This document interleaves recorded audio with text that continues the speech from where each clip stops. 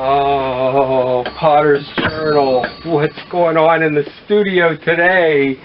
It is the coldest, darkest depths of winter, January 2019. And it's hard to be awake even this time of year. I did pick up in traveling through Central America. Here we go, Nicaraguan chocolate, 70%. But then I think it may be easier to get woken up this year. Last year I started with a dinnerware set in a frozen studio. Wow, that wasn't exciting. But this time, okay, where did we leave off last fall? With me dumping, okay, oh yeah, here, there's a couple left, with me dumping, to do big platters. I put it in a, dump the glaze in a narrow, tub that I could glaze them in. It wouldn't fit in the buckets. And then when I was finished, I dumped the sea mist on top of the Celadon glaze. So now we're going to find out what happened to that mixture. I think I probably did more of these, the wavy pattern, allowing the slip or the glaze to break on the grooves.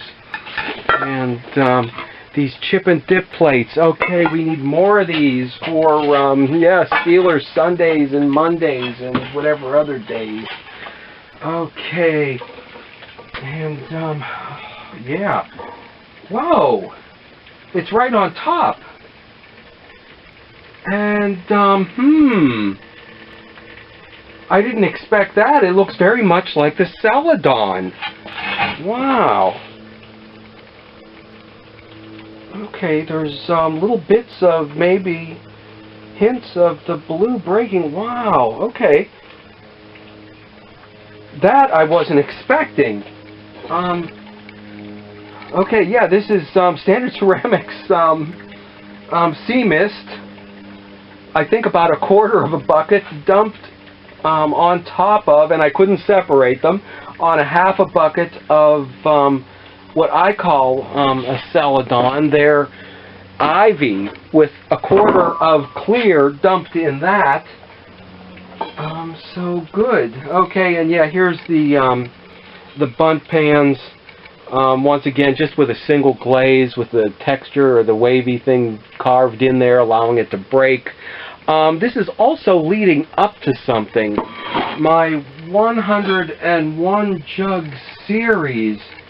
Okay, and yeah, these guys are only getting better as time goes on.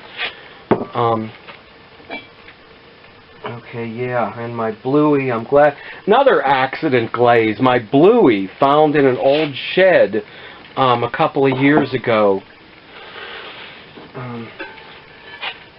Yeah, I dug out of a collapsed shed. And it was a couple of glazes dumped together. Okay, the wavy pattern. This is, I guess, a popular item.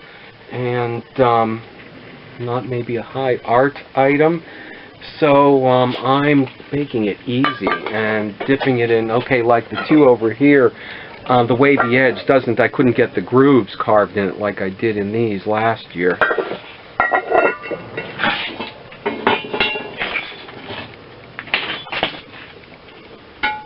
Okay, so we will fill those up with chips. Okay, yeah, this one has the wavy thing. And yeah, just a simple glaze, a popular item, simple one glaze. And this time I did the lines carved in here and the wavy thing, so a lot of places for the glaze to break and add some interest there. And yeah, popular item, keeping it simple and sellable.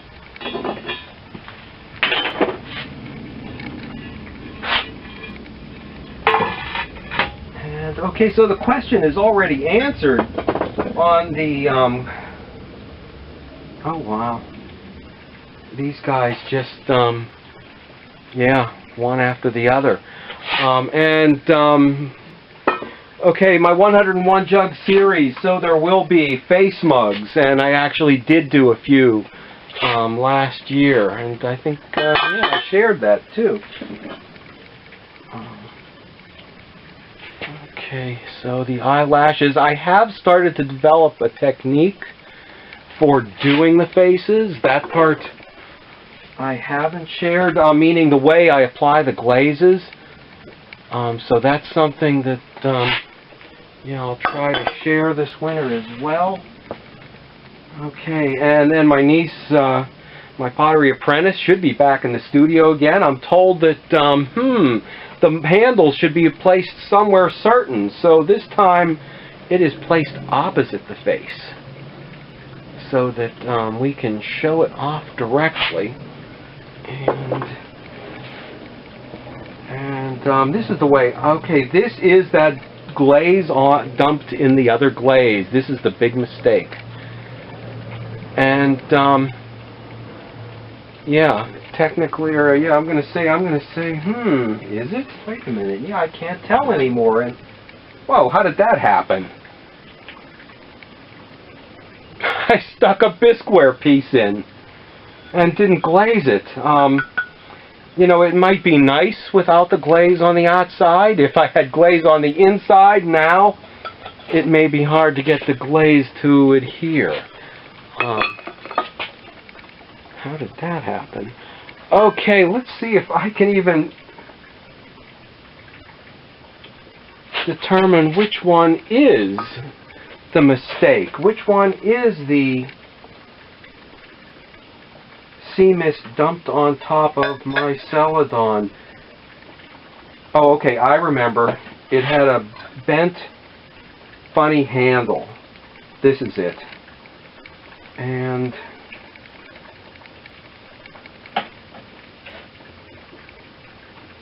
yeah, there are reasons I like both of them. So another supposed mistake is going to work out okay.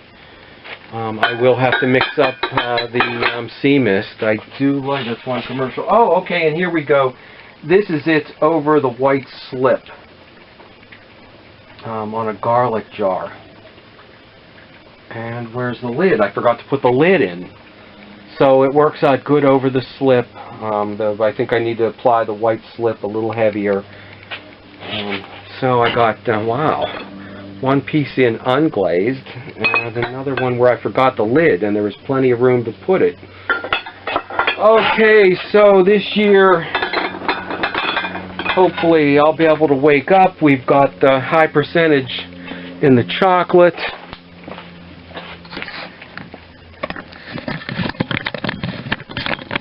And we've got something exciting to get started on this year. Last year it was all throwing and putting our hands in buckets of cold frozen water. But this year we've got some stuff to fire, the 101 jug series. And I've got some glazes that are working and that I like. So we'll get that going. But these are all relatively the same. I do want to take this in a new direction. And that's partially what this chip and dip thing is leading up to. A lot of different forms on the jugs. This is the beginning. Here, where we go. The bunt pan is the beginning of making a donut jug or a harvest jug or a circle jug. So this is leading up to it. Yeah, since this is only my third year back to throwing, away for 25 years. First the chip and dip plate, and then the hollow center. Then the next step up is the donut or harvest or circle jug. So a lot of stuff to get fired here. Okay, some big ones here. I guess these were 7-pound. I found the bigger sizes harder to, or easier to throw than the small 1 and 1.5-pound ones. These were made at the Southside Historic Village, so they do have an inscription in the back. And I think that new mistake glaze seems to have some interest in it that reminds me not to, it's not the frog skin of the South or some of the other glazes that they would make by pounding glass, and but it did have something in it that hopefully will give these some character. Okay, the next day here, surviving as an artist. We're in the greenhouse, some Swiss chard, parsley here. We've got to show those chip and dip plates in use with some photographs because not everybody will know what they are. The beets will be good back there no matter how cold it gets, but we need some chives for the chip and dip plates. And here in the weeds, it looks like they are done for this year, but they got buds for next spring, so we're going to have to make a substitute. Okay, we'll see how those chip and dip plates work in a minute, but oh, I've got health insurance bill to pay. I want to stamp these Pittsburgh if that's what it takes. The problem is they dried out a little bit too much for stamping. There's the mist method to get them a little damper, but you sometimes have to do that over and over again. There is the dunk method, but then if you dry it out this way, you get a puddle inside, you get a puddle down here. If you dry it out this way, you know, it messes up the rim. I don't even know what to do with this thing now. So we'll set it there and hope it's okay. Here's something else I don't think you'll see anywhere else. This is flannel. We are going to take a 3-inch strip of this.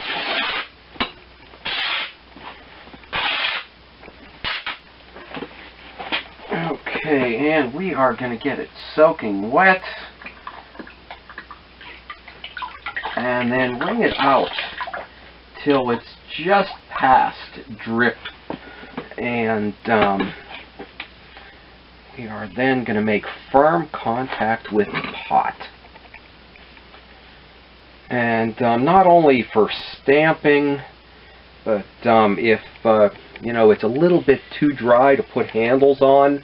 If it's too dry, it's not going to, you're just going to have problems no matter what, but just a little bit too dry for putting handles on. This will also get it back to a good point for doing that.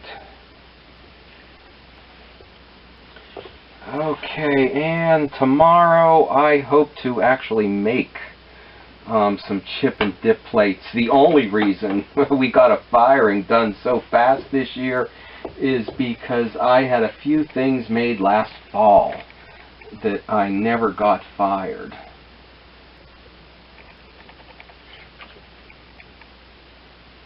Okay, so this must be, this is a Potter's Journal Extra. This must be a please subscribe moment, and if you know any other potters, please share. Okay, let's get those chips. No fresh herbs today. We will have to just use dried. Okay, we've got the yogurt, a bit of tzatziki, which is garlic, oregano, salt, pepper. We'll add some extra thyme too, dill.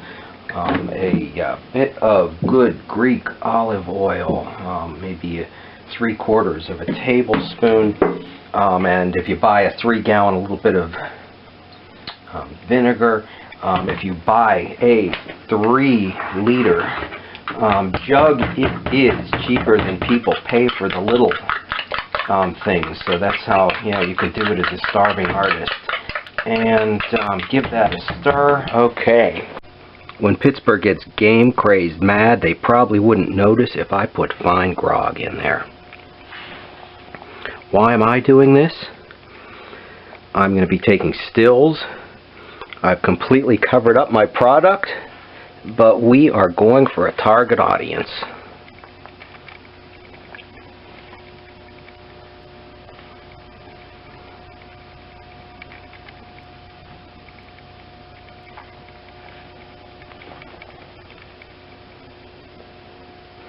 Okay, stop back and we will make a chip and dip plate in the next video.